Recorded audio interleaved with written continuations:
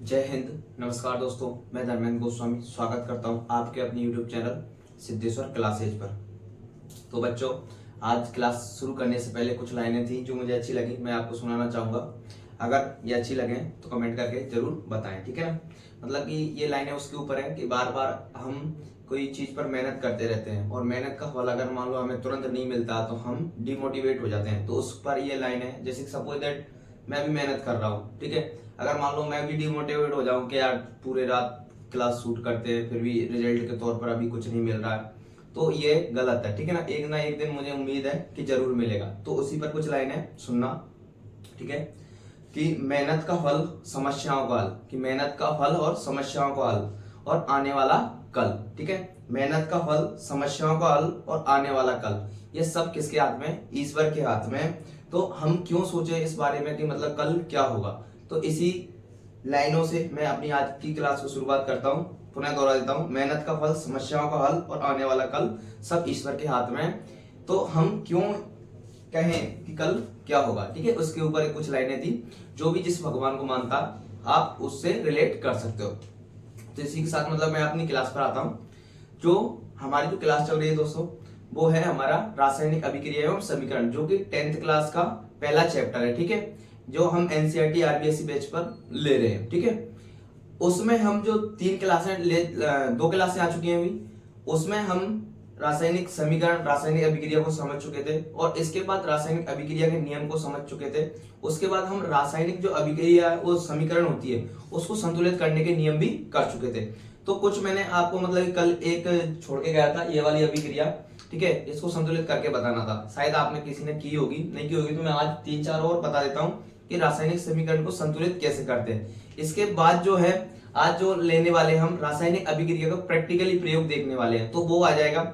इसके बाद इसके अगली स्लाइड में जो मतलब कि आगे की जो प्रोसेस है हमारी, ठीक है, फिर डायरेक्टली हमारे रासायनिक अभिक्रियाओं के क्या आ जाते हैं, प्रकार आ जाते हैं, ठीक है। उसके बाद लगभग 1-2 टॉपिक और बचते हैं इस चैप्टर में, जिसके बाद ये चैप्टर लगभग समाप्त हो जाता है। तो लगभग 2 से 3 क्लास है हाईएस्ट मान के चलो, जिसमें ये हमारा जो चैप्टर है, ठीक है ना, पहला, वो संपूर्ण रूप से कंप्लीट हो जाएगा, ठीक है दोस्तों। तो इसी के साथ मैं शुरू करता हूं अपनी क्लास को, ठीक है। देखो, मैं कल इस अभिक्रिया को आपको संतुलित करने के लिए देके गया था। पहली बात तो ये देखना है ये संतुलित है या नहीं है। तो इसके लिए हम कैसे पता लगाते हैं, जितने अभिकारक में ये एलिमेंट्स हैं वो इधर लिख लेते हैं और इतने उत्पाद में उनको उधर लिख लेते हैं, ठीक है। तो एक ये रहा कार्बन, कार्बन की संख्या कितनी है? 1। हाइड्रोजन कितनी है? 4। और ऑक्सीजन की कितनी है? 2। इधर देख लेते हैं हम, कार्बन की 1, ऑक्सीजन की 2, ये रहे, हाइड्रोजन 2 और ऑक्सीजन 1, ये रहा, ठीक है। तो ये लो, अब जो जो संतुलित नहीं है हम उसको संतुलित करते हैं, ठीक है ना। देखो, कार्बन इधर 1 है, इधर भी 1 है, इधर हाइड्रोजन कितने हैं? 4, और लेकिन इधर कितने हैं? 2 ही है। तो हमारे पास अभी हाइड्रोजन की कितनी कमी है? 2। तो कम से कम मैं इधर इसको किससे इंटू करूंगा, ये 4 हो जाए। तो अगर मान लो मैं इसको 2 से इंटू करता हूँ इस प्रकार से, तो हाइड्रोजन की संख्या कितनी हो जाएगी? 2 × 2 = 4। लेकिन ये ऑक्सीजन की संख्या भी कितनी होगी अब? 2। तो इस ऑक्सीजन को ये यहां पर लिया था लास्ट में, ठीक है, ऑक्सीजन भी 2 हो गया। अब इधर ऑक्सीजन कितना था दोस्तों? इधर 2 था, इधर ऑक्सीजन 2 ये रहा और 2 ये रहा, तो 4 हो गया। तो इधर कितने की कमी आ गई? इधर हमारे 2 की कमी आ चुकी है। तो इसको अगर मान लो मैं यहाँ 2 लिख दूं, ठीक है, 2O2, तो ये भी कितना हो जाएगा? 4। अब एक बार फिर से पुनः देखते हैं क्या हमारी जो अभिक्रिया वो संतुलित हो चुकी है या नहीं हुई है, ठीक है। देखो, जांच करते हैं पहले। कार्बन कितना? 1, इधर भी कार्बन कितना? 1, हाइड्रोजन इधर कितना? 4, इधर हाइड्रोजन कितना? 4, और इधर ऑक्सीजन कितना? 4, और इधर भी ऑक्सीजन कितना? 2 और 2 4। मतलब हमारी जो अभिक्रिया वो संतुलित है, ठीक है।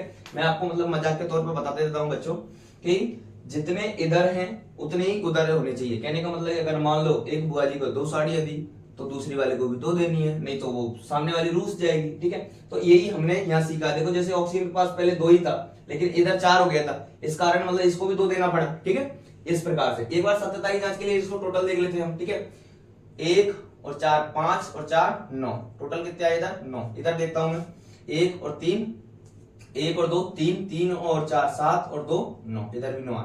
इसका मतलब हमारी जो अभिक्रिया वो संतुलित है, ठीक है। मैं इसको मिटा देता हूं, फिर आपसे पुनः करके देखना है इसको, ठीक है। ये लो, मैंने कहां इसमें चयन किया था, एक तो यहाँ किया था और एक यहाँ किया था, वो आपको लिखाई मैं यहाँ छोड़ देता हूँ, ठीक है, लिखा होगा। ये लो, ये मैंने मिटा दिया। अब एक बार और देखते हैं, ठीक है।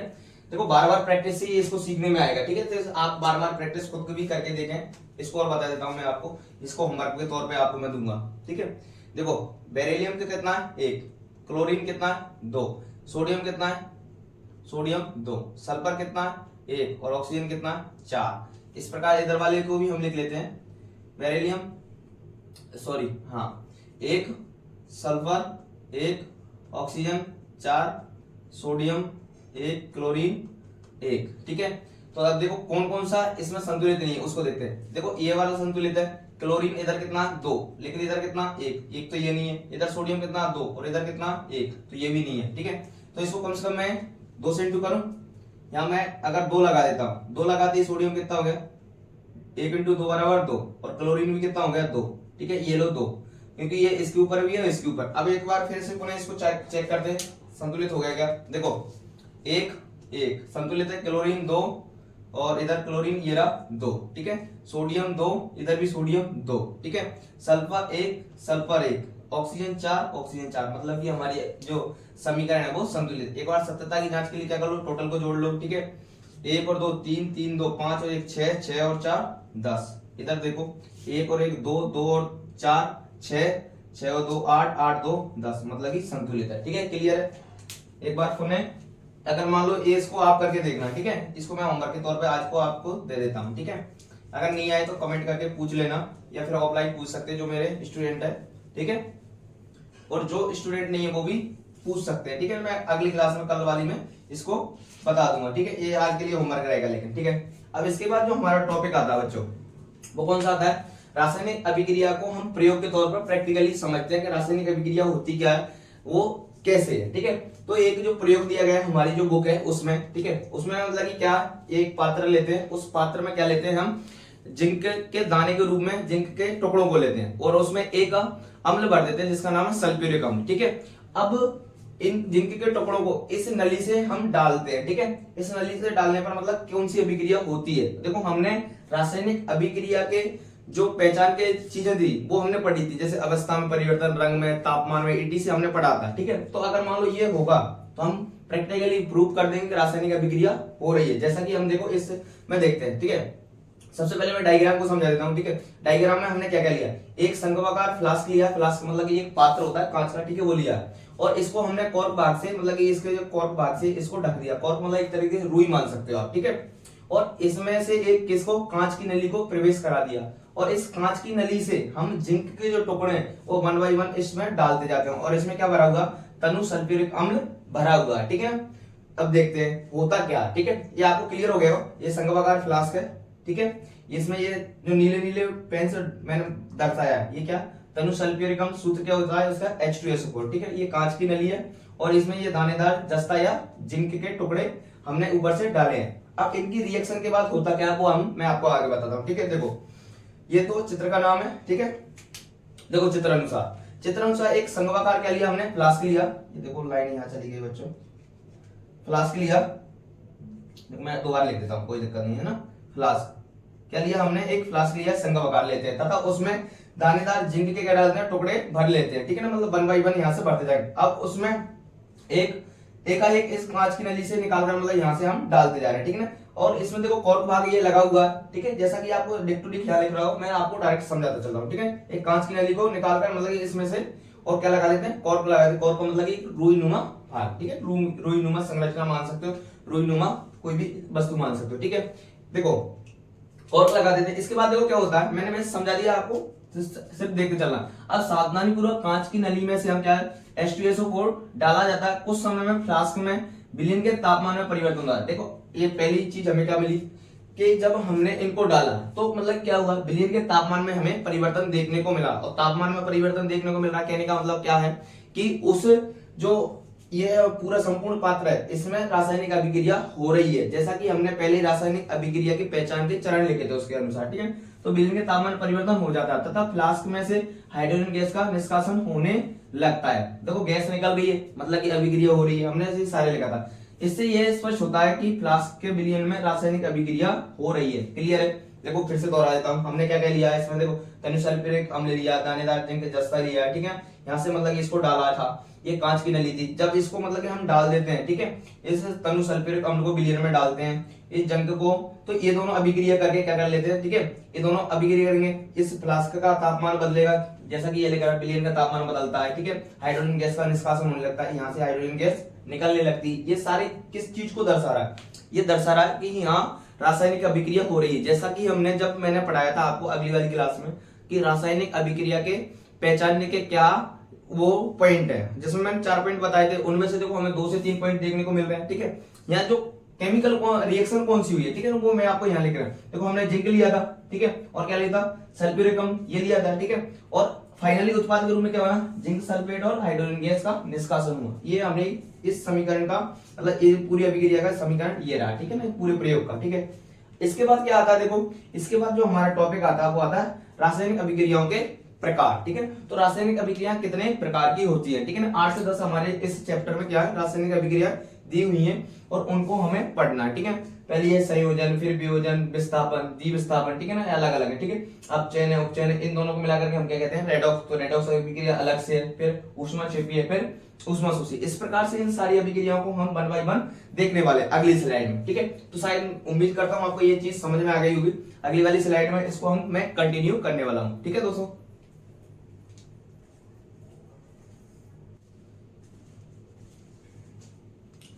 जैसा कि बच्चों हम पिछली स्लाइड तक देख चुके थे रासायनिक अभिक्रियाओं के प्रकार, उसमें संयोजन, वियोजन, विस्थापन, द्विविस्थापन, ठीक है, जो भी सारी है उनको हम 1 बाय 1 आप पढ़ते हैं, ठीक है ना। और उसी का एक और उसी अभिक्रिया में एक हमारा जो प्रैक्टिकल है उसको भी हम यहाँ देख लेंगे। इसके बची हुई फिर 2, 3, 5, 7 अभिक्रिया और होंगी और उनको भी हम देख लेंगे। आज की क्लास में तो वो नहीं हो पाएगा, उसको हम अगली क्लास में देख लेंगे, ठीक है ना।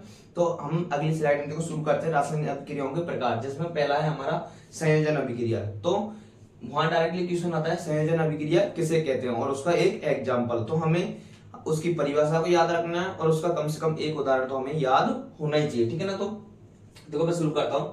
संयोजन अभिक्रिया, जब 2 या 2 से अधिक अभिकारक मिलकर के नए उत्पाद का क्या करेंगे, निर्माण करेंगे, तो इसे हम क्या करेंगे, ऐसी अभिक्रिया को हम संयोजन अभिक्रिया कहते हैं। परिभाषा क्या हो जाएगी, जब 2 या 2 से अधिक अभिकारक मिलकर के एक या एक से अधिक नए पदार्थ का क्या करेंगे, निर्माण करेंगे, नए पदार्थ या उत्पाद का निर्माण करेंगे, तो उसे ही हम क्या कहते हैं, संयोजन अभिक्रिया कहते हैं। देखो उदाहरण के तौर पर मैं ये वाले जो उदाहरण लेके आया हूं ना, ये आपको तब याद रखने हैं जब मतलब कि हमें ये मेन उदाहरण याद ना आए, ठीक है, तब इसको हमें याद रखना, ठीक है। अगर मान लो आपको ये बिल्कुल भी नहीं आ रहा तो आप इस उदाहरण को भी लिख के आ सकते हो ताकि आपका नंबर ना कटे, ठीक है ना।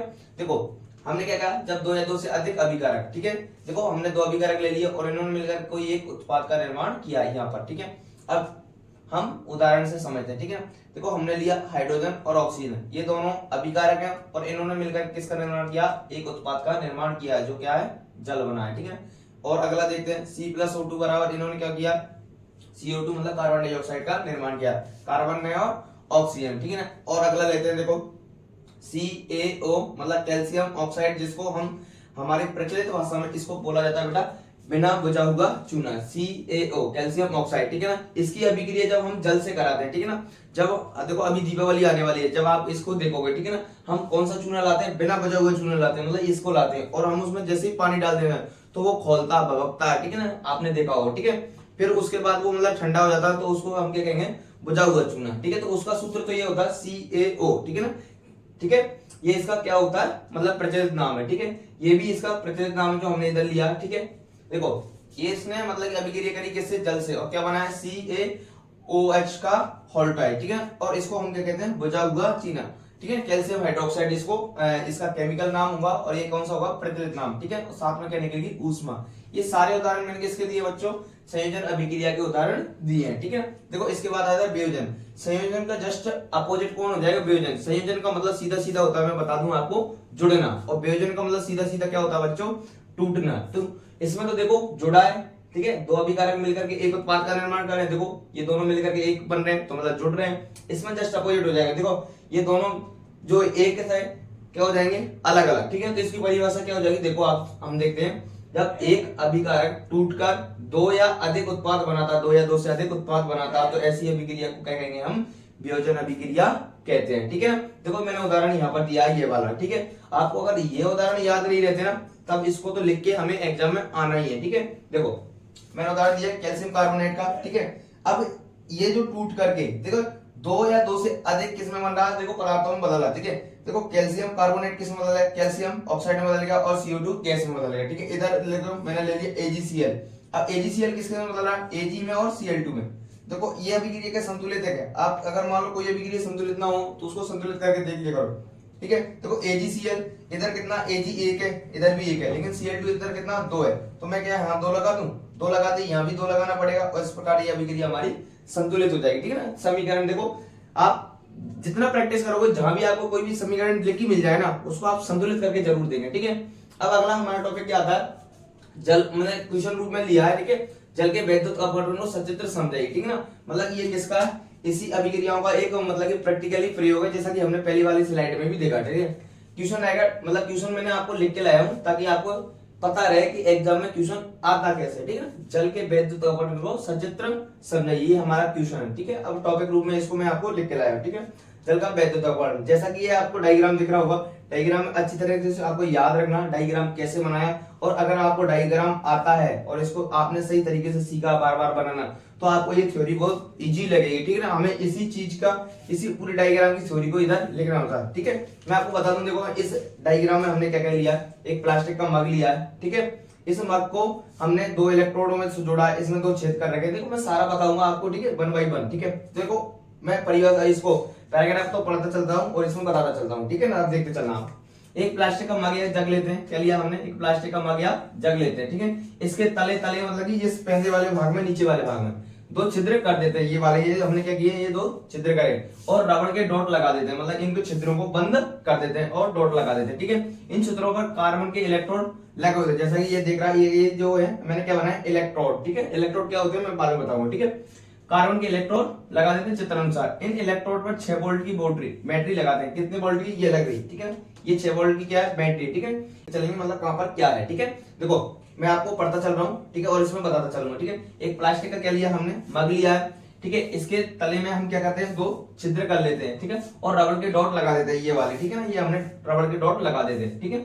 इन छिद्रों में कार्बन के इलेक्ट्रोड, देखो जैसे कि चित्र अनुसार, इनको क्या कहते हैं हम, इलेक्ट्रोड कहते हैं। ठीक है, इलेक्ट्रोड चित्र अनुसार लगा देते हैं। ठीक है, इन इलेक्ट्रोड से हम 6 वोल्ट की बैटरी, ठीक है, ये क्या है 6 वोल्ट की हमने क्या लगाई है, बैटरी जोड़ दिए। अब इस मग को डूबने तक क्या करते हैं, हम जल से भरते हैं। इस मग को क्या करेंगे, ये जल इसमें भरा हुआ है। ठीक है, इसको भर दिया है हमने।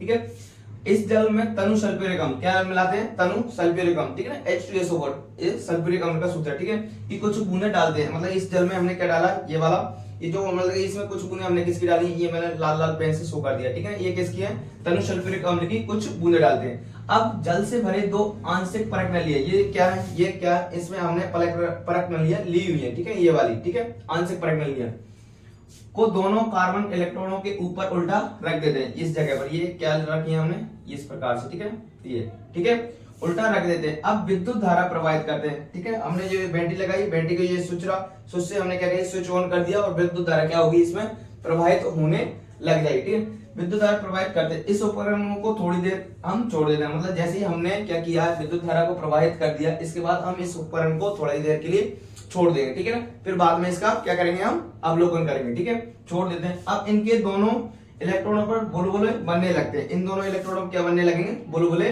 बनने लगेंगे। ठीक है ना, ठीक है, बनने लगते हैं। जब दोनों परख नलियों में गैस भर जाए तो इन परख नलियों को सावधानी पूर्वक हम क्या करेंगे, हटा लेंगे। मतलब इन परख नलियों को बाद में हमें क्या करना, हटा लेना। क्यों, आगे समझते। ठीक है, हटा लेते हैं। अब एक जलती हुई मोमबत्ती इसके पास ले जाते हैं, इन इलेक्ट्रॉनों के पास हम ले जाएंगे। ठीक है, जब जलती हुई हम मोमबत्ती ले जा रहे हैं तो फिर आगे क्या होगा, देखो हम ले जाकर दोनों परख नलियों के मुंह पर, ठीक है ना, ये दोनों परख नलियां इनके मुंह पर ले जाकर उस जलती हुई मोमबत्ती को ले जाएंगे।